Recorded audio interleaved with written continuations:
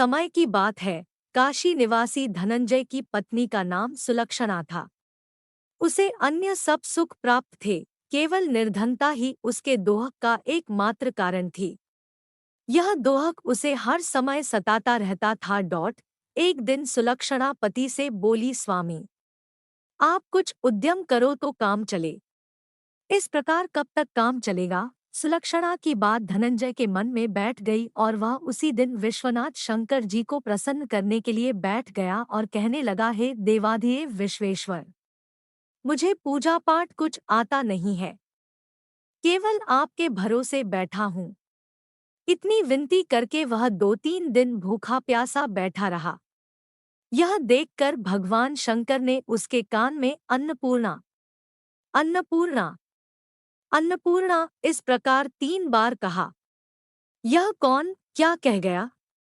इसी सोच में धनंजय पड़ गया कि मंदिर से आते ब्राह्मणों को देखकर पूछने लगा, पंडित जी, अन्नपूर्णा कौन है? ब्राह्मणों ने कहा, तू अन्न छोड़ बैठा है, सो तुझे अन्न की ही बात सूझती है। जा घर जाकर अन्न ग्रहण कर।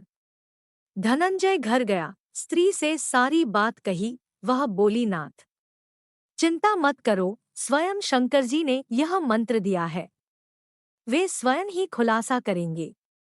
आप फिर जाकर उनकी आराधना करो। धनंजय फिर जैसा का तैसा पूजा में बैठ गया। रात्रि में शंकर जी ने आज्ञा दी और कहा, तू पूर्व दिशा में चला जा। वह अन्नपूर्णा का नाम जपता जाता और रास्ते में फल खाता, झरनों का पानी पीता जाता। इस प्रकार कितने ही दिनों तक चलता गया। वहां उसे चांदी सी चमकती वन की शोभा देखने में आई, सुंदर सरोवर देखने में, या उसके किनारे कितनी ही अप्सराएं झुंड बनाए बैठी थीं। एक कथा सुनती और सब मिलकर माँ अन्नपूर्णा इस प्रकार बार बार कहती थी।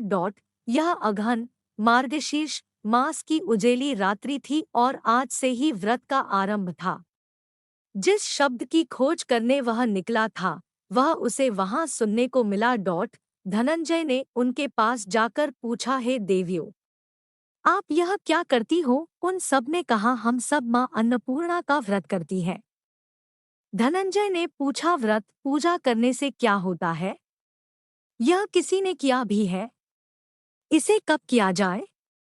कैसा व्रत है में और कैसी विधि है? मुझसे भी विस्तार से बतलाओ। वे कहने लगी, इस व्रत को सब कोई कर सकते हैं। 21 दिन तक के लिए 21 गांठ का सूत लेना चाहिए। 21 दिन यदि न बने तो एक दिन उपवास करें। यह भी न बने तो केवल कथा सुनकर प्रसाद लें। निराहार रहकर कथा कहें। कथा सुनने वाला कोई न मिले तो पीपल के पत्तों को रख सुपारी या घृत कुमारी, गुवार पाठ, वृक्ष को सामने कर दीपक को साक्षी कर सूर्य, गाय, तुलसी या महादेव को बिना कथा सुनाए मुख में दाना न डालें। यदि भूल से कुछ पड़ जाए तो एक दिवस फिर उपवास करें। व्रत के दिन क्रोध न करे और झूठ न बोले। धनंजय बोला, इस व्रत के करने से क्या होगा? वे कहने लगी, इसके करने से अंधों को नेत्र मिले, लूलों को हाथ मिले, निर्धन के घर धन आए, बांझी को संतान मिले, मूर्ख को विद्या आए। जो जिस कामना से व्रत करे, माँ उसकी इच्छा पूरी करती है। वह कहने लगा, बहनों, मेरे पास भी धन नहीं है, विद्या नहीं है, कुछ भी तो नहीं है। मैं तो दुखिया ब्राह्मण हूँ, मुझे इस व्रत का सूद दोगी? हाँ भाई, तेरा कल्याण हो, हम तुम्हें अवश्य देंगी। ले इस व्रत का मंगलसूत्र ले। धनंजय ने व्रत किया। व्रत पूरा हुआ, तभी सरोवर में से 21 खंड की सुवर्ण सीढ़ी हीरा मोती जड़ी हुई प्रकट हुई। धनंजय जय अन्नपूर्णा अन्नपूर्णा कहता जाता था। इस प्रकार कितनी ही सीढ़ियां उतर गया तो क्या देखता है कि करोड़ों सूर्य से प्रकाशमान अन्नपूर्णा का मंदिर है। उसके सामने सुवर्ण सिंहासन पर माता अन्नपूर्णा विराजमान है। सामने भिक्षा हेतु शंकर भगवान खड़े हैं। देवांगनाएं चंवर डुलाती है। कितनी ही हथियार बांधे पहरा देती है। धनंजय दौड़कर जगदम्बा के चरणों में गिर गया। देवी उसके मन का क्लेश जान गई। धनंजय कहने लगा, माता, आप तो अंतर्यामिनी हो, आपको अपनी दशा क्या बताऊं? माता बोली, मेरा व्रत किया है, जा संसार तेरा सत्कार करेगा। माता ने धनंजय की जहनवा पर 20 मंत्र लिख दिया। अब तो उसके रोम रोम में विद्या प्रकट हो गई।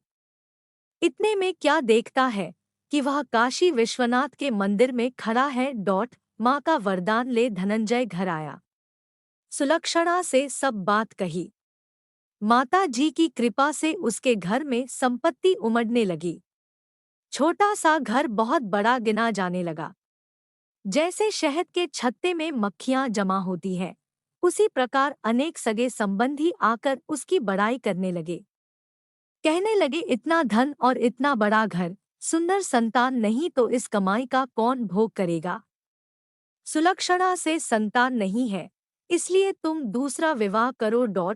अनिच्छा होते हुए भी धनंजय को दूसरा विवाह करना पड़ा और सती सुलक्षणा को सौत का दोहक उठाना पड़ा।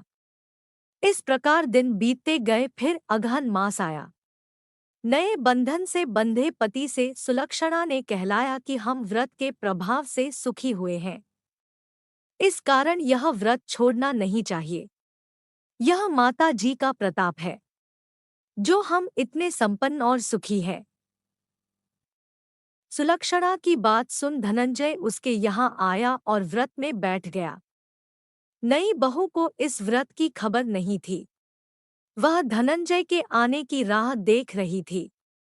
दिन बीतते गए और व्रत पूर्ण होने में 3 दिवस बाकी थे कि नई बहू को खबर पड़ी। उसके मन में ईर्ष्या की ज्वाला दहकने लगी थी। सुलक्षणा के घर आ पहुंची ओएर उसने वहां भगदड़ मचा दी। वह धनंजय को अपने साथ ले गई। नए घर में धनंजय को थोड़ी देर के लिए निद्रा ने आ दबाया।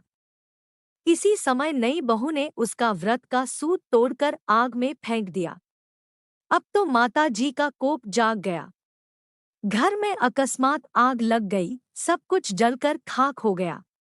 सुलक्षणा जान गई और पति को फिर अपने घर ले आई। नई बहू रूठ कर पिता के घर जा बैठी। पति को परमेश्वर मानने वाली सुलक्षणा बोली, नाथ, घबराना नहीं, माता जी की कृपा अलौकिक है।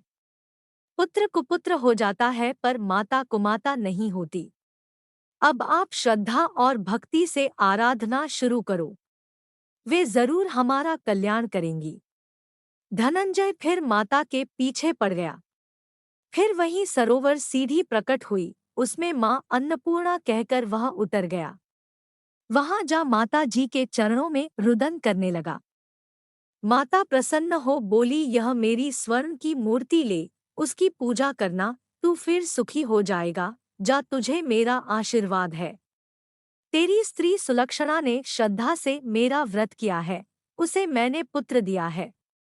धनंजय ने आंखें खोली तो खुद को काशी विश्वनाथ के मंदिर में खड़ा पाया। वहां से फिर उसी प्रकार घर को आया। इधर सुलक्षणा के दिन चढ़े और महीने पूरे होते ही पुत्र का जन्म हुआ। गांव में आश्चर्य की लहर दौड़ गई। इस प्रकार उसी गांव के निःसंतान सेठ के पुत्र होने पर उसने माता अन्नपूर्णा का मंदिर बनवा दिया। उसमें माता जी धूमधाम से पधारी, यज्ञ किया और धनंजय को मंदिर के आचार्य का पद दे दिया। जीविका के लिए मंदिर की दक्षिणा और रहने के लिए बड़ा सुंदर सा भवन दिया। धनंजय स्त्री पुत्र सहित वहां रहने लगा। माता जी की चढ़ावे में भरपूर आमदनी होने लगी। उधर नई बहू के पिता के घर डाका पड़ा, सब लुट गया। वे भीख मांगकर पेट भरने लगे। सुलक्षणा ने यह सुना तो उन्हें बुला भेजा, अलग घर में रख लिया और उनके अन्न वस्त्र का प्रबंध कर दिया। धनंजय, सुलक्षणा और उसका पुत्र माता जी की कृपा से आनंद से रहने लगे। माता जी ने जैसे इनके भंडार भरे वैसे सबके भंडार भरे।